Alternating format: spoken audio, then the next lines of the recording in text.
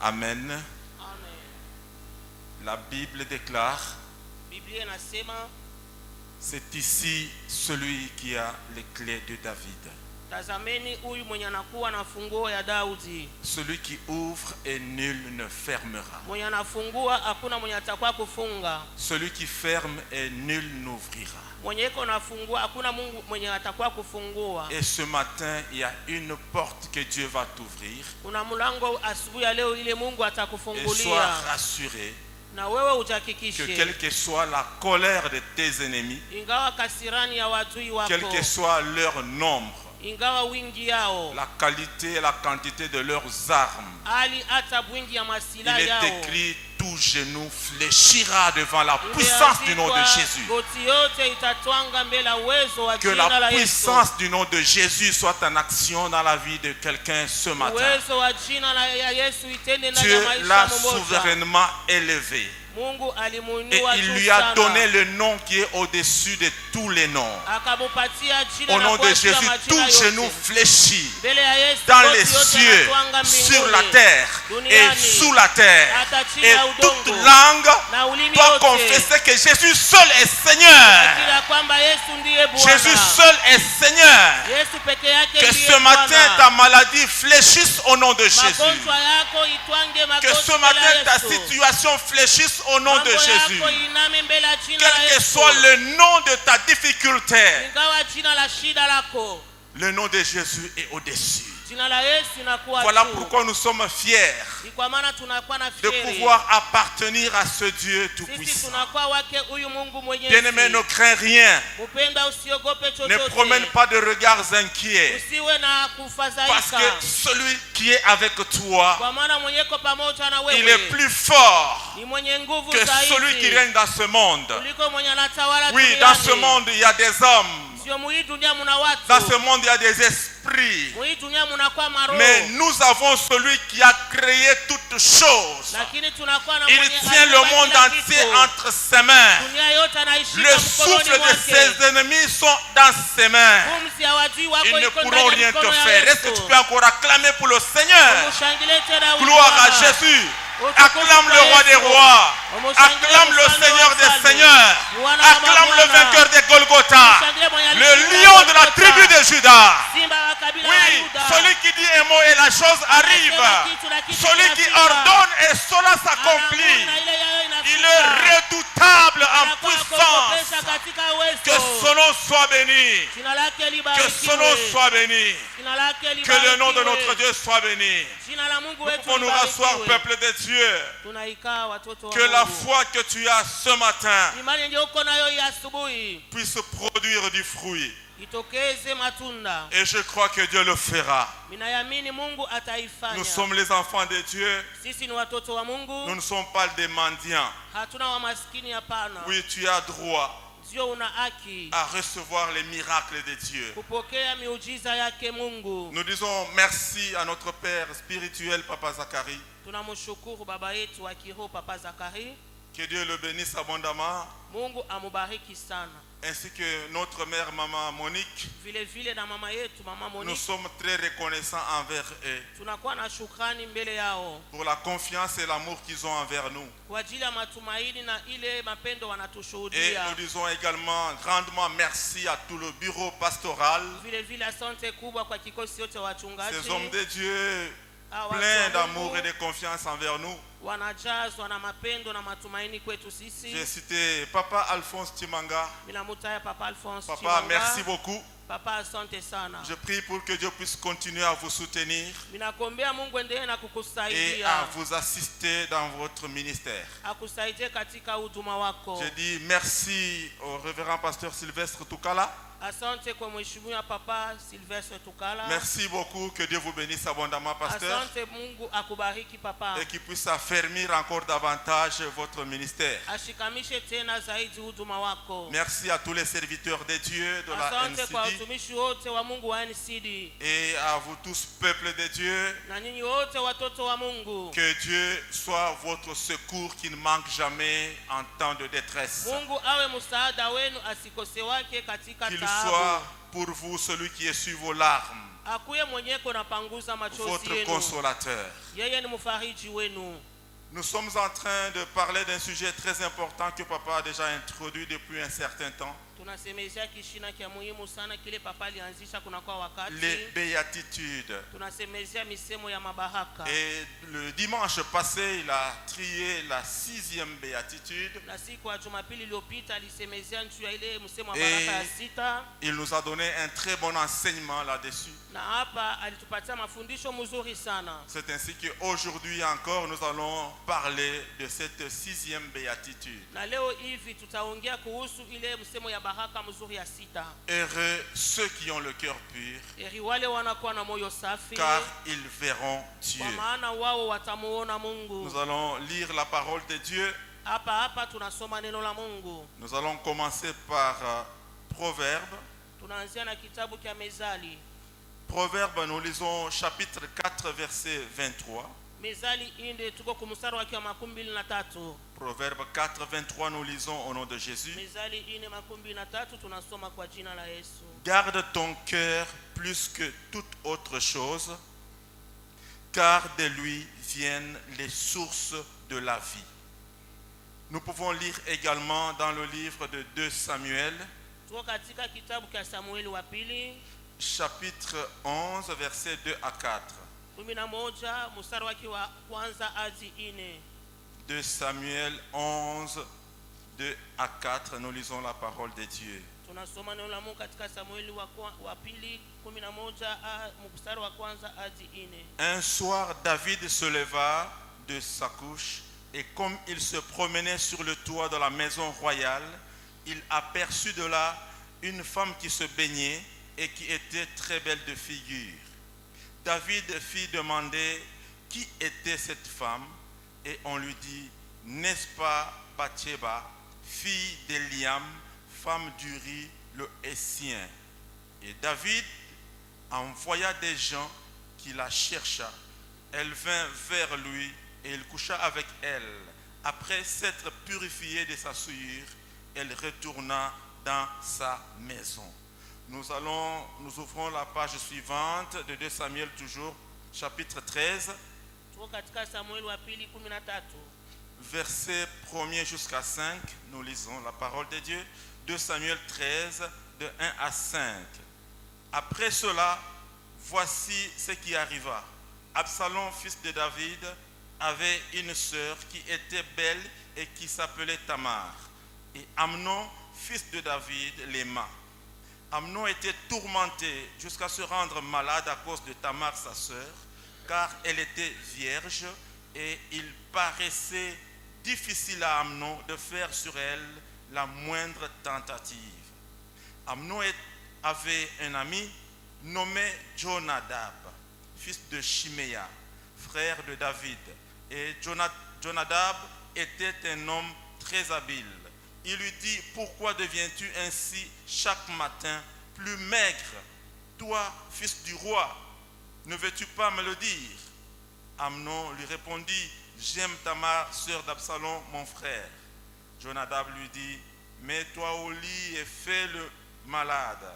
Quand ton père viendra te voir, tu lui diras, permets à Tamar, ma sœur, de venir pour me donner à manger, qu'elle prépare un mets sous mes yeux afin que je voie et que je le prenne de sa main. Versets 11 et 12. Comme elle le lui présentait à manger, il la saisit et lui dit, viens coucher avec moi, ma sœur. Elle lui répondit, non, mon frère, ne me déshonore pas, car on n'agit pas ainsi en Israël. Nous terminons avec 2 Rois, chapitre 20. Nous lisons les 7 premiers versets. 2 Rois 20. 2 Rois 20, nous commençons par le premier verset jusqu'au 7e. En ce temps-là, Ézéchias fut malade à la mort. Le prophète Ésaïe, fils d'Amoth, vint auprès de lui et lui dit, ainsi parle l'Éternel, donne tes ordres à ta maison, car tu vas mourir et tu ne vivras plus. Ézéchias tourna son visage contre le mur et fut cette prière à l'Éternel. Ô Éternel, souviens-toi que j'ai marché devant ta face avec fidélité, intégrité de cœur. Notez très bien, fidélité et intégrité de cœur. Ça veut dire un cœur intègre, un cœur pur. Et que j'ai fait ce qui est bien à tes yeux. Ézéchias répandit d'abondantes larmes.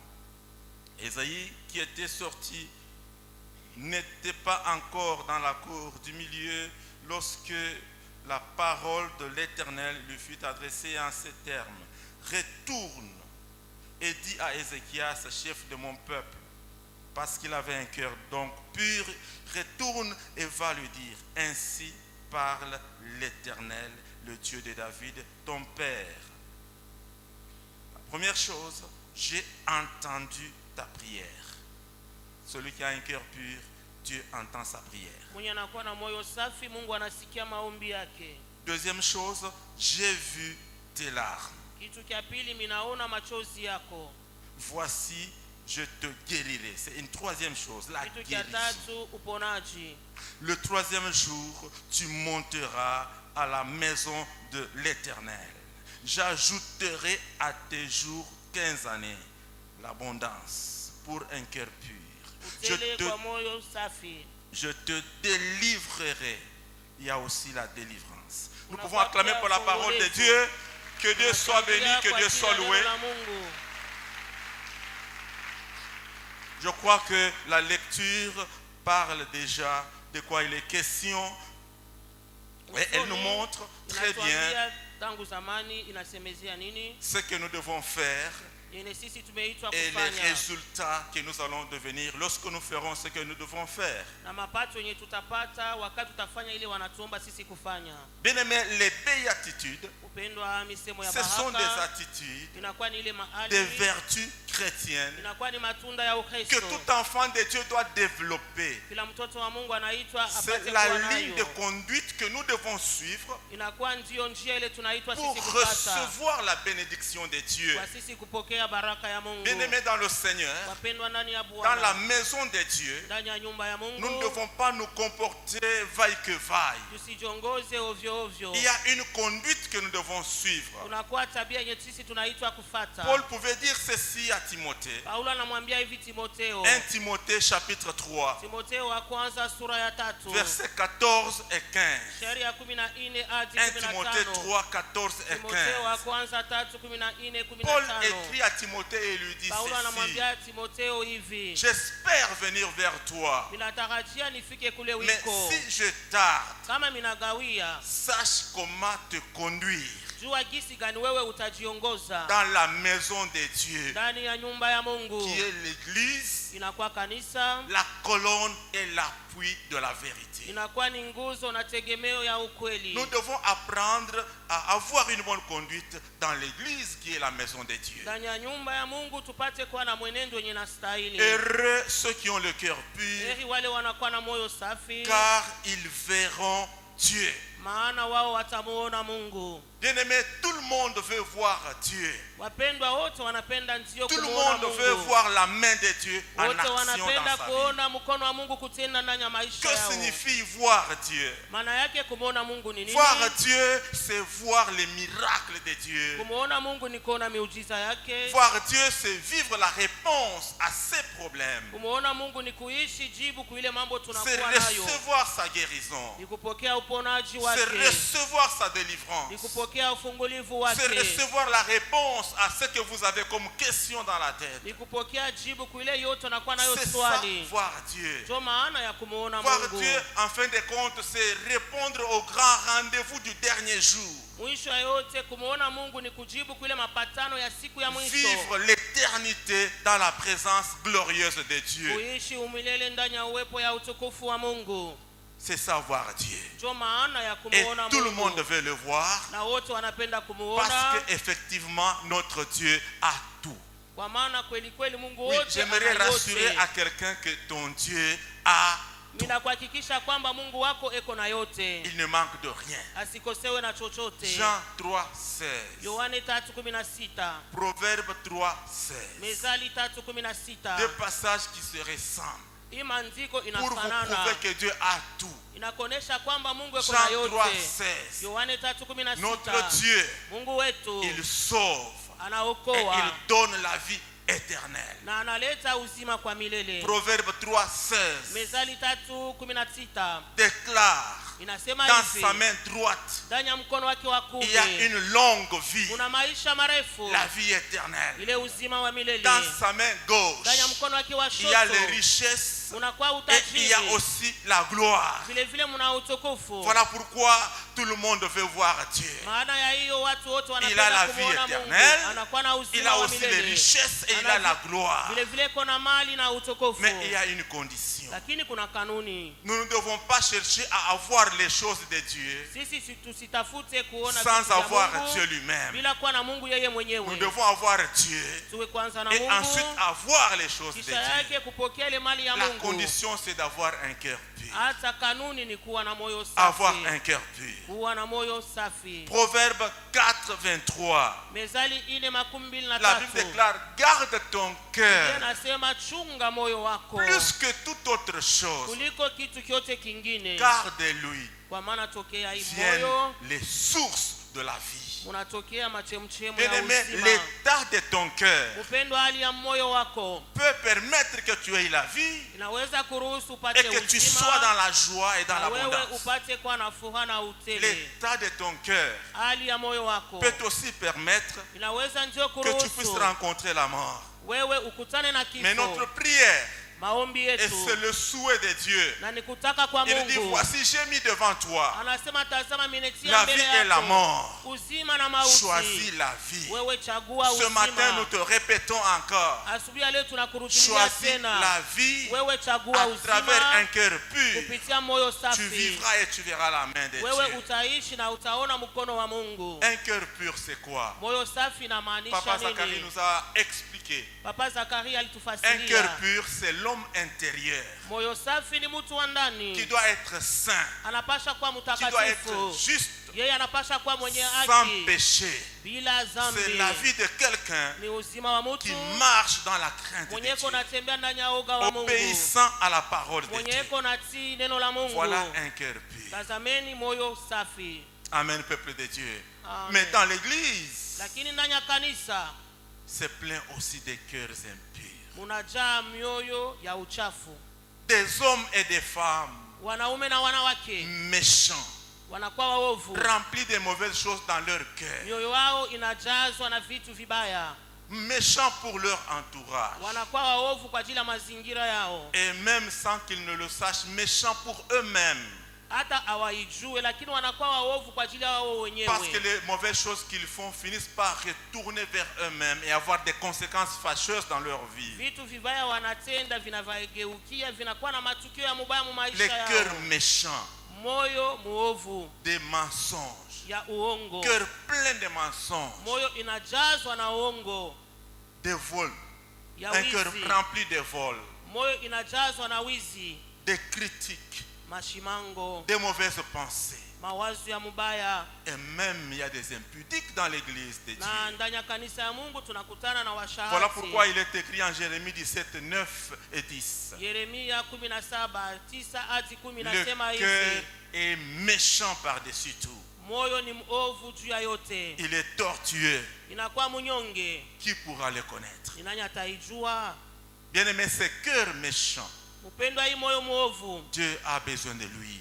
Mungu Il anahitaji. te dit ce matin, mon Niko fils, ma fille, nakwambia asubuhi ya leo, binti, mwana wako, donne-moi ton cœur. wewe unipatie moyo wako. Si tu te reconnais quelque part dans ce que nous sommes en train de dire ou que nous dirons encore, Kama unajikuta mwitu kunasema wala ile tutasema tena, accepte de donner ton cœur à Dieu. wewe kubali, toa moyo wako kwa Il Mungu. va le transformer par sa parole Ataibadilisha kupitia neno lake, et la puissance du Saint-Esprit na uwezo wa Roho Mtakatifu, va te donner la capacité na yayo itakupatia de pouvoir uwezo. rejeter tout ce qu'il y a comme souillure Wewe tosha yote na kwa uchafu, et remplir ton cœur na des ujaza fruits moyo de wako l'Esprit. na matunda ya Roho. Amen, peuple de Dieu. Amen. Par quoi est-ce que l'ennemi remplit de mauvaises choses dans ton cœur? Ni kupitia nini adui anajazwa moyo wako na vitu Papa nous vibaya? a parlé de 3 sources importantes. Papa alituambia machemchemu tatu ya mafaa. Il nous a parlé des yeux. Alisemezia kuhusu macho. Bien-aimé, Dieu t'a donné les yeux Upendo wa Mungu anakupatia macho et les oreilles pia na pour masikio lui rendre gloire. kwa kumtukuza. C'est un don de Dieu. Yayo ni zawadi ya Nous avons Mungu. les yeux pour regarder. Tuna macho kwa sisi kuangalia, Et avec les yeux, nous voyons tout. na macho tunaona yote. Les yeux ne distinguent pas Hata macho ayachanisha ce qu'il faut pana. voir et ce qu'il ne faut pas Ile voir. inapasha kuona na ile haipashe kuona. Leur travail, c'est de voir et ils Kazi vont ya tout voir. macho ni kuona na itendeleka paka na kuona. De même, les oreilles aussi. Vile vile na masikio. Leur travail, c'est d'écouter. Kazi yayo ni Et ils kusikia vont tu. continuer à écouter. Na itendeleka paka na kusikia. Ecclésiaste chapitre 1er, verset 8e. Mhubiri sura ya kwanza mstari wa 8. Il est écrit ceci. Imeandikwa hivi: L'œil ne se rassasie pas de voir. hata licho aishibe kuona, Et l'oreille ne se lasse pas d'écouter. na ili sikio aichoke kusikia. Ils jouent leur rôle normalement. Wanafanya kazi yayo ile inaitwa kufanya. Et tout ce que les yeux voient, Na yote macho inaona, et tout ce que les oreilles entendent, na yote masikio nasikia, ils renvoient cela dans notre homme intérieur. inapeleka yote ile ndani ya mtu wetu wa ndani. Et l'homme intérieur enregistre, stocke ces choses. Mtu wa ndani anakamata ile vitu vyote, Et ces choses commencent à influencer la vie. na ile vitu vinaongoza sasa maisha. Si ce sont de mauvaises choses, Kama ni vitu vibaya, elles vont influencer ta vie négativement. vitaongoza maisha yako mnamna mubaya. Si ce sont de bonnes choses, Kama ni vitu vizuri, elles vont influencer ta vie positivement. vitaongoza maisha yako mnamna mzuri. Voilà pourquoi nous devons apprendre Ni kwa maana tujifunze, à remplir notre vie de la parole de Dieu. tujaze maisha yetu na neno la Mungu. Paul pouvait dire à Timothée, Paulo alimwambia Timotheo, mon fils, garde le bon dépôt. mwana wangu chunga akiba mzuri. Le bon dépôt, c'est le dépôt de la parole de Dieu Akiba mzuri inakuwa ni akiba ya neno la Mungu, qui doit remplir notre cœur. inaitwa kujazwa moyo wetu. Apprenons donc à discipliner nos yeux Tujifunze sasa kutaabisha hata macho yetu, et à discipliner nos oreilles tuadhibishe vizuri masikio yetu, pour qu'elles ne soient pas une source d'entrée de mauvaises choses. isikuwe chemchemu ya kuingililia vitu vibaya. Et l'autre source, c'est le diable. Chemchemu nayo ingine anakuwa ni Oui, ushetani. papa nous a dit l'autre fois, Papa le alituambia dimanche passé, siku ya Jumapili que le iliyopita, diable joue un très mauvais rôle dans la vie des gens. shetani anafanya kazi mubaya sana maisha ya watu. Il inspire de mauvaises Anakuvia pensées. mawazo ya mubaya.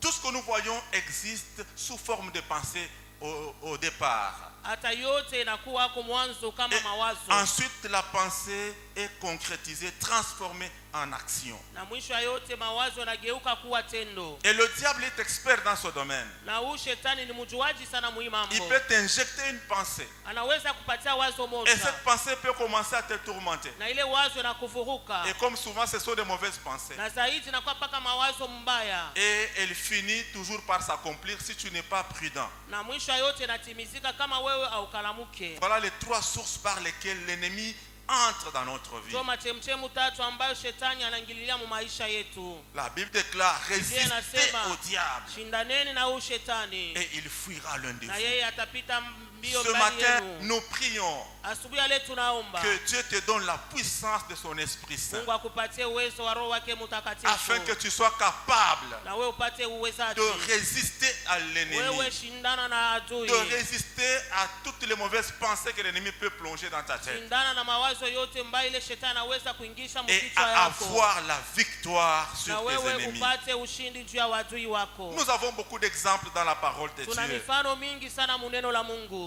Le premier exemple, c'est celui de David Tunabeba mfano ya kwanza ya Daudi et cette femme Bathsheba. na huyu mwanamke Barsheba. Amen, peuple de Dieu. Amen. Cet exemple va nous servir Hii mfano itatusaidia pour que nous sachions Ili comment sisi tujue éviter à pouvoir tomber dans la même erreur que cet homme de David est tombé. na sisi tukwepe mukuingia muhii jaribu Daudi alijikutamo. On peut se demander, Tunaweza ndio kujujuliza, David c'était un homme selon le cœur de Dieu. Daudi aliitwa mtu kufuatana na moyo wa Mungu. Un homme rempli de la puissance de Dieu. Mtu alijazwa na uwezo wa Mungu. Oint par Dieu lui-même. Dieu l'a vanté. Alimpaka mafuta, Mungu yeye mwenyewe. Un vaillant guerrier. Alikuwa ni msujaa mpika vita. Un roi puissant. Alikuwa mfalme wa uwezo. Mais comment expliquer que cet homme puissant namna gani kufasiria huyu mtu wa uwezo pouvait tomber yeye aliweza kuanguka avec la femme de son serviteur? yeye alianguka na bibi wa mtumishi C'est pour wake. vous dire, bien aimé, qu'il ne faut pas badiner avec le diable. Maana yake ni kusema pana kucheza na ushetani. Tout a commencé toujours avec les yeux. Yote ilianza basi na macho. Bien aimé, les yeux peuvent t'amener à la mort si tu n'arrives pas à bien les gérer. Inaweza kupeleka kukifo kama uilinde vizuri. La Bible déclare ceci, Biblia inasema hivi, que Daudi a aperçu aliona une femme qui se lavait. mwanamke mmoja alikuwa anaoga maji. Les yeux Macho ont vu. macho inaona. Mais qu'est-ce qui est arrivé par la suite? Sasa nini ilifika kisha yake? Bien aimé, à cause de la façon de regarder, kupitia tu namna ya kuangalia, votre façon de voir les choses, namna yako ya kuona vitu. il y a beaucoup de gens qui sont arrivés à connaître même des accidents graves. Kuna watu walikutana na mamsiba ya hatari. Tu es au volant en train de conduire, uko naongoza gari yako, mais puisque tu dois regarder, kwa maana unapaswa et kuangalia, la façon de regarder na namna yenyewe ya kuangalia enlève la tension, tout d'un coup tu te retrouves, tu as fait un accident. inatosha ange, kwa ghafla unakutana na musiba. Tu peux même être en train de marcher à pied, Unaweza hata kutembea kwa miguu, mais puisque tu n'as pas fait attention, vile wewe hakufanya ange, tu n'as pas bien discipliné tes yeux, wewe hakuadhibishe vizuri macho tu as yako, concentré tes yeux sur quelque chose qui t'a attiré, uliangalia kitu moja kilikokota ange yako, et tout d'un coup on te renverse ou tu tombes dans un trou. wala unaanguka ndani ya shimo. La façon de voir. Namna ya kuona. David a regardé d'une Daudi mauvaise manière. aliangalia munamna ya mubaya.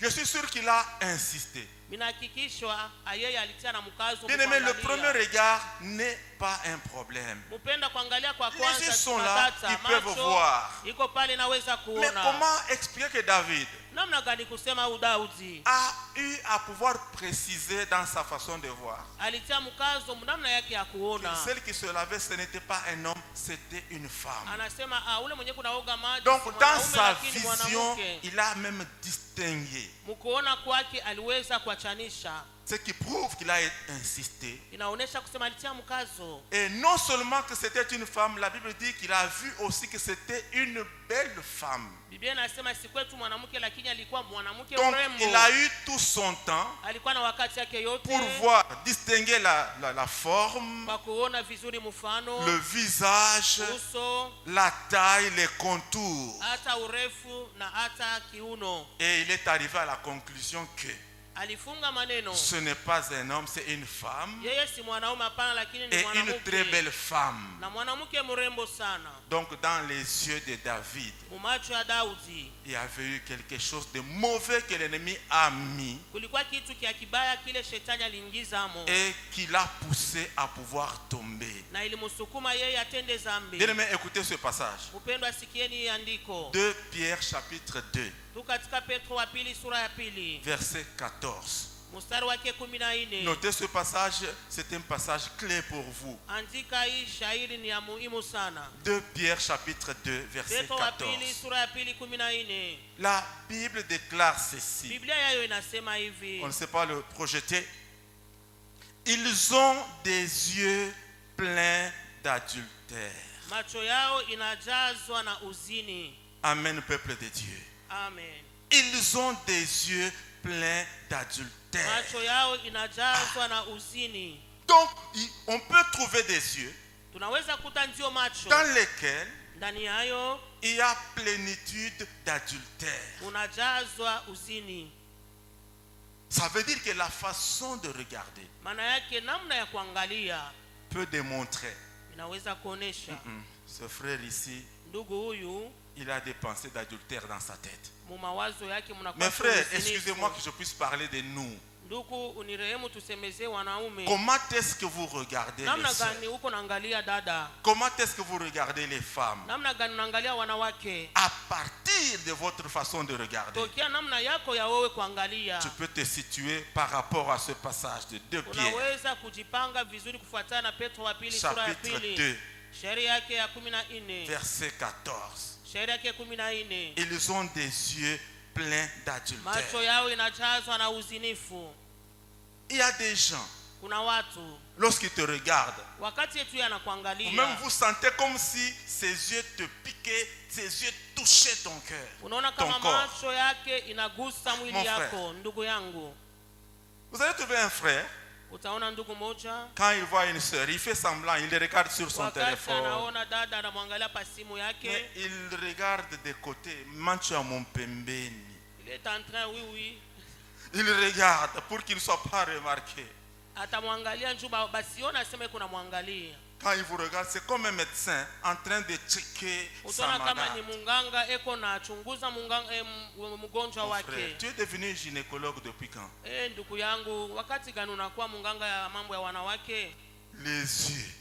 Macho. Quand il te regarde, Wakati les yeux tunakuangalia, sont devenus comme des scanners. macho yanakuwa kama scanner. Il enregistre l'image. Paka pale yanabamba na picture.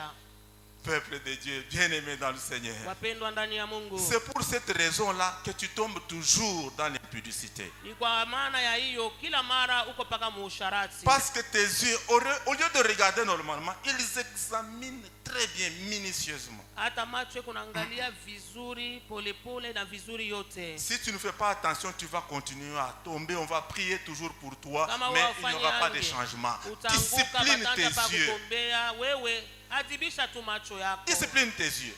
Adibisha C'était macho la yako. même chose avec David. Ni vile vile na Daudi. Il a regardé, il a re-regardé, re-regardé. Aliangalisha Alors, tena basi l'ennemi lui a injecté un venin d'adultère. adui akamtumia tu simu ya uzinifu. Il est passé à une deuxième étape. Akapita ku kipindi cha Il a pili. quitté l'étape de voir. Alitoka mwile kipindi Il est cha monté de kuona. classe dans ce domaine. Akapanda juu sana Il mwile est mambo. arrivé à l'étape de la convoitise. Alifika mkipimo ya tamaa. Lorsque vous regardez Wakati et que vous unaangalia, regardez mal, unaangalia vous mnaona allez mubaya. arriver à l'étape de la convoitise. Pale pale utafika C'est-à-dire que maintenant, vous allez mkutamania. commencer à chercher maintenant à pouvoir posséder la chose. Sasa utatafuta gisi yote namna gani kupata ile kitu. C'est ainsi que David Ni hivi Daudi a commencé à chercher les informations sur la femme. akatafuta habari kuhusu Il mwanamke. pose la question, qui est cette Anauliza, femme? huyu mwanamke ni nani? Qui est cette femme? Nani anakuwa huyu mwanamke? Lui a sa femme. Yeye yuko Il na avait mke même ses wake. femmes. Mais pourquoi tu poses la question pour savoir qui est cette femme?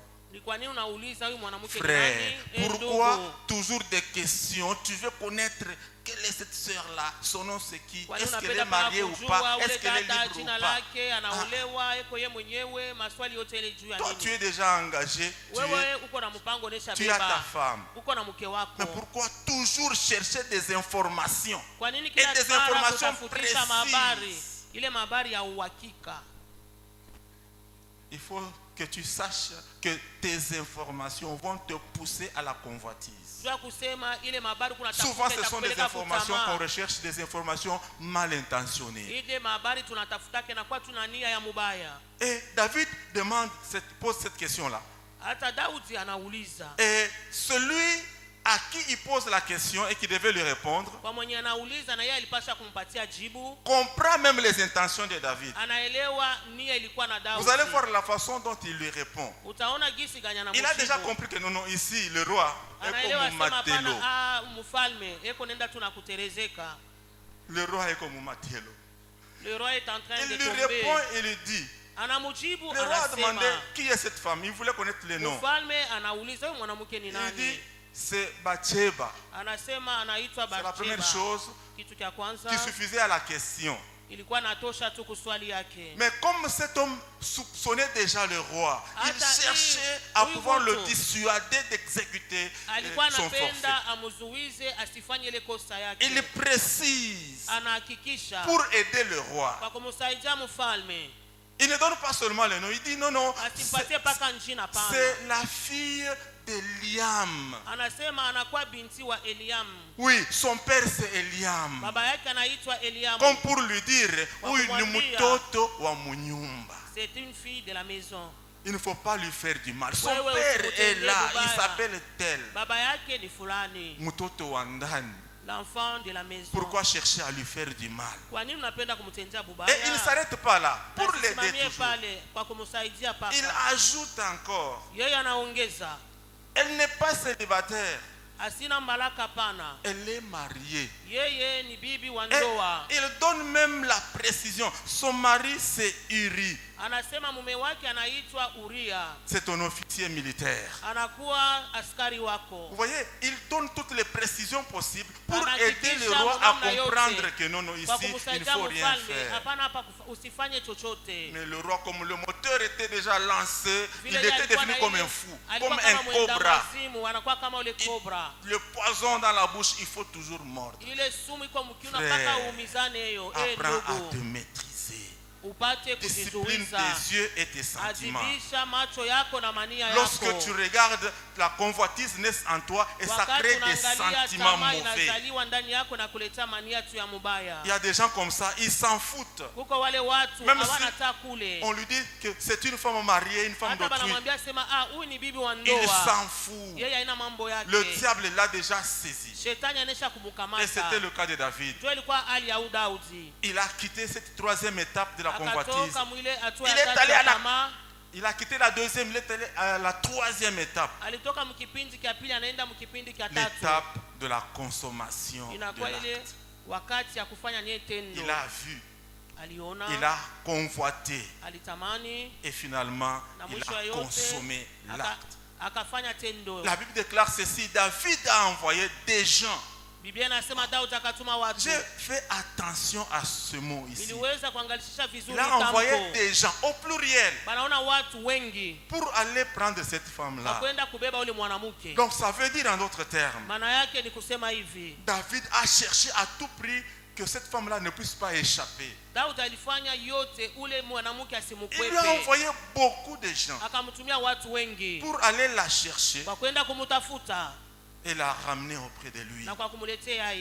David était un kidnappeur. Il a kidnappé cette femme, un terroriste. Il a usé de son pouvoir royal, son autorité militaire, pour prendre ce qui est à autrui. Bien-aimé frère, tu es directeur quelque part. Comment est-ce que tu utilises de ton pouvoir pour pouvoir faire du mal aux autres jeunes filles qui travaillent avec toi? Il y a des chefs comme ça. Si tu refuses, tu n'auras pas ton salaire. Tu as déjà retenu le salaire de cette sœur-là. Ça fait 2 mois, 3 mois.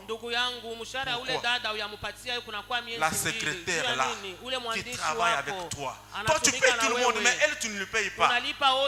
C'est comme une corde, tu la retiens.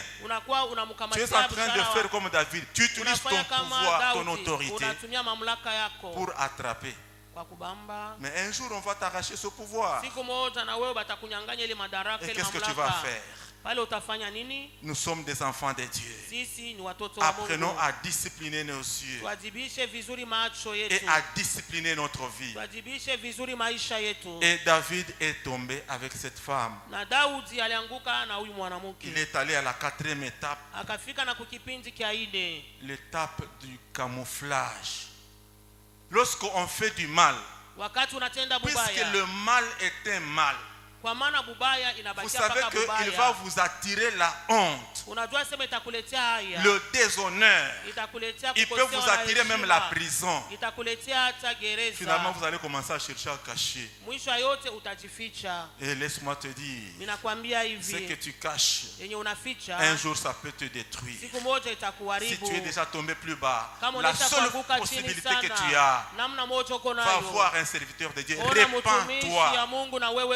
Abandonne. Répands-toi et abandonne. Et Dieu te fera grâce. na Mungu atakujalia neema. Les yeux, Macho nous devons bien les discipliner. tuyadhibishe vizuri. C'était la même chose avec Amnon, son fils, le fils de David toujours. Tunaenda kwa Amnoni, anakuwa ni mtoto wake On dirait Daudi. que c'était dans le sang. Ni kusema ilikuwa ndani ya damu yao. Les yeux. Il a utilisé aussi ses yeux Vile pour vile regarder alitumia mal. macho yake.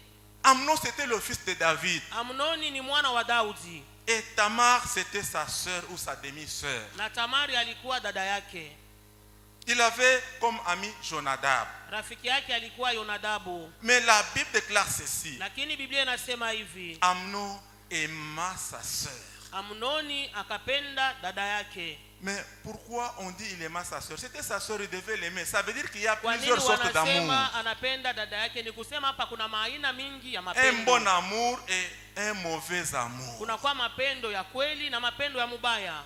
Ça veut dire qu'il regardait sa sœur qui était avec lui chaque jour d'une mauvaise manière. Ni kusema kila siku alikuwa anamwangalia dada yake lakini munamna Et ya mubaya. puisqu'il la regardait comme cela, Na vile alikuwa anamwangalia cela munamna a ile, commencé à créer des intentions, des sentiments mauvais en lui. ilimuletea mania mubaya ndani yake. Bien aimé, les mauvais regards créent Upendo. toujours des intentions et des mauvais sentiments dans Kwa le cœur. kuangalia mubaya inaleta paka mawazo mubaya na mania Si tu mubaya ndani ya regardes moyo. mal, sache-le très Kama bien, unaangalia namna mubaya ça va uijue créer des vizuri, choses, itakuletea vitu de mauvaises choses dans ta vie. vitu vibaya ndani ya maisha yako.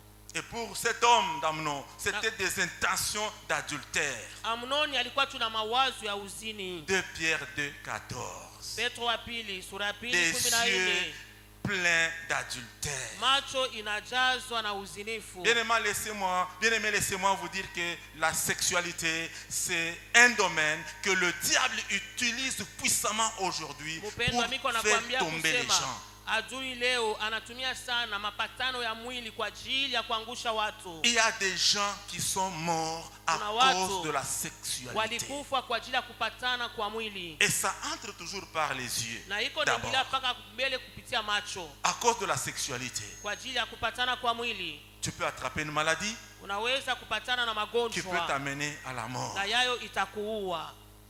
À cause de cette maladie-là, tu vas laisser une veuve, tu vas laisser des orphelins qui Kwa vont ajili ya ile souffrir. magonjwa utaacha mjane, wayatima watateswa. La sexualité, elle peut t'amener un jour en prison. Kupatana kwa mwili bibi na bwana inaweza kupeleka gerezani. La sexualité a créé des jalousies, a créé des esprits de vengeance. D'autres sont arrivés à s'entretuer Inaleta parce qu'ils kulipisha se disputent une kisasi. fille. Kwa maana wewe kuna kukutana njuu ya mwanamke. La sexualité. Kupatana kwa mwili. Il y en a qui sont arrivés à avorter et en voulant avorter, elle est morte. Wengine walipenda kufikia hata kubomona na mimba, wakati anabomona mimba anakufa. Bien-aimés, nous devons faire attention. Upendo atufanyeni ange. Nous devons fuir Tukimbieni certains péchés parce que Dhambi. cela est une porte ouverte vers la mort. Kwa maana ni mlango iko wazi kukifo. Toi mon frère, Wewe ndugu, pourquoi tu es en train d'acheter toujours les syllabus à des étudiantes kwa nini uko nauzia masilabus kwa pale wanafunzi alors wanawake? que Japo tes propres enfants, batoto yako tu n'as pas encore payé tous les Minerva, hauyalipa hata fedha yote ya masomo, tu n'as pas encore terminé les Minerva, mais bado hauyalipa ile les fedha ya syllabus tu ne masomo. fais qu'acheter. Lakini masilabus Et unauzia ta wale femme ne wanawake. connaît pas Na ces bibi yako étudiantes-là. ajua hata wale wanafunzi Elle wanawake. porte le nom des garçons dans le Hata téléphone. msimu yako manjina tu ya banaume ndio unaisha kutia.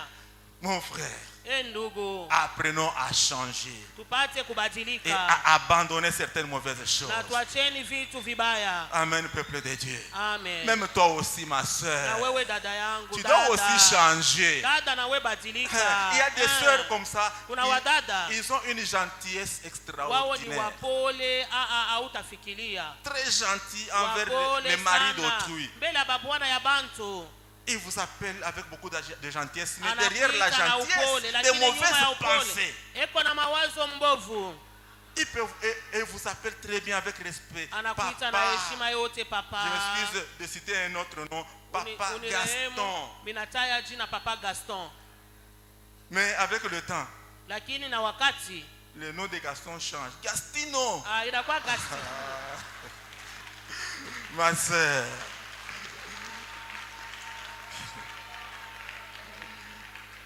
Nous devons apprendre à pouvoir nous discipliner. Tujadibishe. Bien-aimé, la sexualité, c'est un domaine que le diable utilise puissamment pour renverser les gens. Kupatana kwa mwili kati ya mwanaume na mwanamke, shetani anaitumia Cet sana kwa kuangusha esprit-là a watu. commencé à tourmenter Amnon jusqu'à maigrir. Ile pepo ilimfuruka Amnoni mpaka yeye aligonda. Bien-aimé, comprenez comment est-ce que le diable travaille. Les garçons ont commencé même à maigrir. Anatumika. Amnoni anaanza na kugonda. Et finalement, son ami est arrivé. Rafiki yake anafika. Le diable l'a aidé. Il lui a envoyé un conseiller, Jonadab. C'était un ami intime pour lui. Alikuwa rafiki yake sana ya Amnoni. Il est allé pour l'aider. Alienda Mais kumsaidia. l'aider comment? Lakini Il lui kumsaidia dit, namna mais comment gani? tu maigris comme ça, toi un fils du roi? Huko nagonda wewe mtoto wa mfalme. Comment tu maigris comme ça? Dis-moi ce que tu as comme problème, je vais t'aider. Mambo uko nayo bitakusaidia. Il lui dit, en tout cas, j'aime Tamar, ma soeur. Anasema mimi nampenda Tamari dada yangu. Ah, tu l'aimes? Unampenda. Fais le faux malade. Wewe ufanye kama unagonjwa tu lakini bya bongo. Et demande à ton père de l'amener auprès de toi. Na umwambie baba yako ende umpeleke mbele yako. Et quand elle va venir, tu vas faire ce que tu voudras faire. Na wakati atafika fanya yote unapenda kufanya. Des conseillers stratégiques. Wale washauri wa ufundi. Il a suivi aussi ces conseils-là. Na yeye akafuata ile mashauri. Et il est tombé dans le péché. Na yeye alifanya dhambi. Et comme conséquence, il a été lui-même tué. Yeye aliuawa. Absalom, le frère de Tamar, s'est vengé et il l'a tué. Absalom mkubwa wa Tamari alimulipisia kisasi. Bien-aimé, il y a des Jonadab aujourd'hui dans l'église. Leo mkanisa mnakuwa wa Jonadabu. Des mauvais conseillers. Washauri wa mbaya. Il peut vous conseiller, il vous dit du bien. Mais anakwambia derrière ce bien là qui vous dit, lakini nyuma ile vizuri yako nakwambia il y a des pièges. Muna mitego. Voilà ce qui est arrivé. Oneni ile ilifika. Lorsque il a appris que Amnon est mort, wakati alijulisha kusema Amnoni anakufa, David a pleuré. C'était son fils. Daudi alilia, ndio ni mtoto yake. Il a pleuré. Yeye akalia, mon fils est mort, j'ai perdu wangu un anakufa, minapotesha fils. mwana Mais wangu. le même Jonadab là, le conseiller, ule mshauri, il se moque de la mort, de ce cadavre. Il va dire encore à David que le roi ne pense pas que tous ses enfants sont morts. Un seul est mort, c'est Amnon.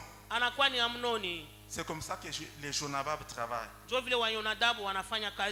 te donne un mauvais conseil. Et quand ça barde, il sort du groupe et il commence à se moquer de toi. Mais fais attention aux conseils que tu entends. Fais attention. Tous les conseils ne sont pas des bons conseils. Un seul est le bon conseiller, c'est notre Dieu. Il déclare dans sa parole: je t'instruirai, je te montrerai le chemin que tu dois suivre, je te conseillerai, j'aurai toujours mes regards fixés sur toi. Recourons auprès de Dieu et auprès de lui nous allons recevoir les meilleurs conseils. Disciplinons nos yeux, disciplinons nos oreilles, que cela ne soit pas pour nous des portes ouvertes pour permettre à l'ennemi de pouvoir entrer dans notre vie. Bien-aimé, aujourd'hui peut-être que tu es encore à la première étape, l'étape de voir. Il est grand temps que Dieu puisse t'aider. Ne continue pas. Sois humble. Répands-toi. Prie pour bien gérer tes yeux. Dieu va te donner la capacité de bien les gérer pour qu'il ne puisse pas t'induire en erreur. Peut-être que tu es déjà à la deuxième étape. Toi, ton travail c'est de convoiter. Tu aimes beaucoup cet homme-là. Tu aimes beaucoup cette femme-là. Tu es en train de chercher seulement les informations. Le diable te travaille pour pouvoir t'amener à un mauvais moment, à de mauvaises actions. Même à ce niveau-là, Dieu peut encore t'aider pour que tu puisses abandonner la convoitise et demeurez dans la sanctification. wewe dumu Gardez muutakaso, un cœur pur. chunga moyo safi. Mais toi qui es déjà tombé, Wewe unesha kuanguka, tu es déjà à la troisième étape. unesha kwenda mkipindi cha Je te tatu. dis ce matin que Dieu t'aime. Asubuhi leo ninakwambia Mungu yeye Ne cache anakupenda. pas ton péché là. Usifiche dhambi yako. Proverbe 28:13. Mezali 28:13. Celui qui cache ses transgressions Mwenye anaficha ne makosa prospère yake, pas. yeye Mais celui atafanikiwa. qui les désavoue Mwenye anaitubu et qui abandonne, na anaiacha, il obtient miséricorde. anapokea Que rehema. ce matin Dieu puisse Asubuhi t'aider leo Mungu à te akusaidie. repentir Wewe et utubu abandonner na wewe pour uache pouvoir na prospérer wewe et ufanikiwe obtenir na miséricorde. upokee rehema. Nous prions pour que Dieu puisse t'aider, Tunaomba Mungu que Dieu akusaidie. puisse nous aider. Mungu atusaidie sisi wote. Donnons-lui notre cœur. Tumupatie mioyo Donnons-lui zetu. les membres de notre corps. Tumupatie viungo vya mwili yetu. Donnons-lui nos yeux, Tumupatie macho nos yetu, oreilles. masikio Ne yetu. laissons pas au diable de gérer nos yeux et nos oreilles. Hapana shetani alinde macho na masikio yetu. Comme Ève dans le Kama jardin huyu d'Éden. Eva ndani ya shamba la Edeni. Dieu avait déjà donné l'ordre. Mungu alileta agizo. Vous pouvez manger tous les fruits. Munaweza kula matunda Mais yote. le fruit de l'arbre qui est au milieu du Lakini jardin, tunda ile muti inakuwa katikati ya shamba, n'y touchez pas. ninyi msiiguse. Et Satan est allé auprès de Ève, a Na commencé à lui shetani parler. akamkaribia Eva, anaanza kuongea naye. Et Ève a prêté ses oreilles à Satan. Na Eva akampatia masikio Et yake Satan shetani. a introduit des choses. Na shetani anaingiza Bien-aimés, ne vitu. donnez pas vos oreilles à n'importe qui. Usipatie masikio kwa yeyote. Elle a entendu des choses de Akasikia Satan. vitu vya ushetani. Les oreilles étaient pour elle une source réelle d'entrée de mauvaises Hata choses dans sa masikio vie. yake ilikuwa chemchemu ya kuingisha vitu vibaya maisha yake. Et même ses yeux étaient là, en train de regarder le fruit. Na macho Et yake de ilikuwa regarder le anaangalia fruit tunda. d'une mauvaise manière. Alikuwa anaangalia ile tunda mnamna mubaya. Parce qu'elle a dit, la Bible déclare ceci. Biblia inasema hivi. Elle a vu que Aliona ya kwamba le fruit était agréable à la vue. hata ile tunda ilikuwa inapendeza wakati unaiona.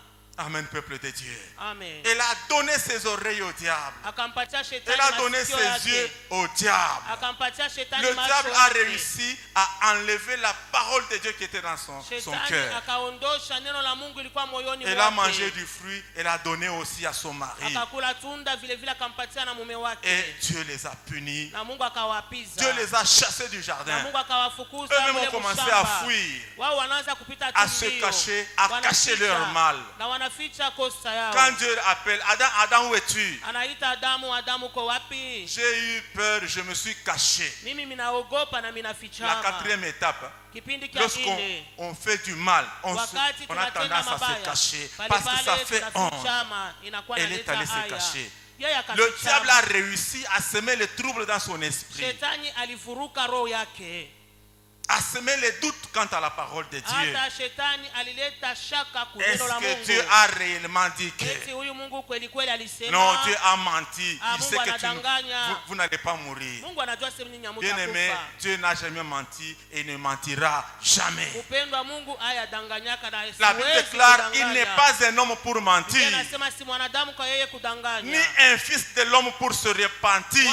Mwana wa mtu kwa Il yeye est kujuta. Dieu. Yeye ni Ce qu'il Mungu. dit, c'est la vérité.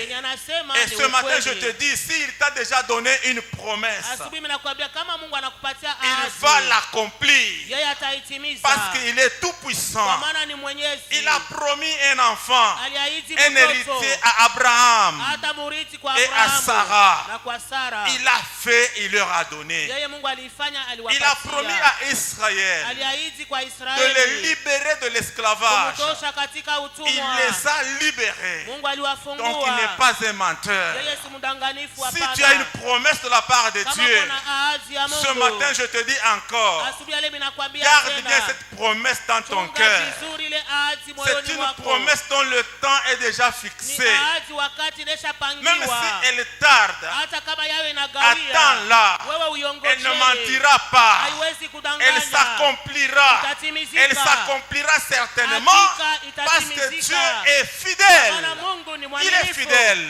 Ni mwaminifu. pour ceux qui ont le cœur Kwa wale pur. wote wanakuwa na moyo safi. Il est fidèle. Yeye ni mwaminifu. Il fera ce qu'il t'a promis. Yeye atafanya ile C'était le cas alikuahidi. avec cet homme, le roi Ézéchiel. Ézéchias. inakuwa mfano ya mfalme Ezekia. C'est un homme qui aimait Dieu. Huyu mtu alimpenda Mungu. Ézéchias est parmi les rois qui ont combattu l'idolâtrie en Israël. Ezekia anakuwa katikati ya wafalme walipigana sana na kuabudu kwa masanamu kule Lorsqu'il a Israeli. appris Wakati qu'il alijulishwa devait mourir, alipashwa kufa, il s'est mis à pleurer, à prier. yeye akalia akaomba, Et il a rappelé à Dieu. na yeye alimkumbusha Mungu. Nous l'avons lu. Il Tuliisoma. dit à Dieu, Anamwambia souviens-toi Mungu, que j'ai marché devant ta face kumbuka ya kwamba nilitembea mbele avec yako fidélité na uaminifu et intégrité de cœur. na ukamilifu wa moyo. Bien-aimé, l'état du cœur que tu as Upendo wa hali ya moyo yenye uko nayo peut disposer Dieu à pouvoir te bénir, inaweza kufanya kwamba Mungu à yeye pouvoir akubariki, changer de décisions.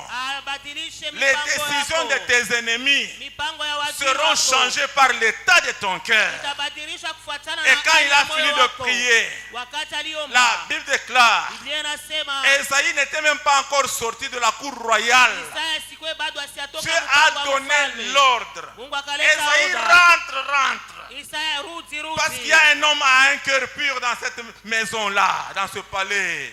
rudia ndani ya ile nyumba. Rentre, va dire à Ézéchias Rudi na umwambie Ezekia 5 choses. vitu tano. J'ai entendu sa prière. Mimi minasikia Bien-aimé, maombi ce yake. matin, puisque tu as un cœur pur, Uloko na moyo safi asubuhi Dieu ya leo. entendra toujours ta Mungu prière. kila mara atasikia maombi Et yako. il répondra toujours à ta Kila prière. mara yote atajibu kwa Il maombi dit une yako. deuxième chose. Anasema kitu cha J'ai pili. vu ses larmes. Minaona machozi Oui, yake. puisque tu as un cœur pur, Uloko na moyo que safi. Dieu voie tes larmes, Mungu aone machozi qu'il essuie yako. tes larmes, Apanguze qu'il machozi te donne la yako. solution à tes Akupatie problèmes, jibu kwa mambo que tu yako. sois aussi dans la joie. Awe ufurahi. Une troisième chose, Kitu cha tatu. puisqu'il a un corps pur, Vile kona moyo safi. il lui dit ceci: Anamwambia, je vais te guérir de ta maladie. nitakuponya Ah, toka peuple ile de Dieu, magonjwa yako. si on a déjà décidé sur ta maladie, Kama balibeba mpango que juu ya tu ne magonjwa guériras jamais, ya kwamba puisque hutapona. tu as un cœur Vile pur, uko na moyo je safi. te dis ce matin, tu Ninakwambia guériras. leo utapona. Dieu te guérira. Utapona.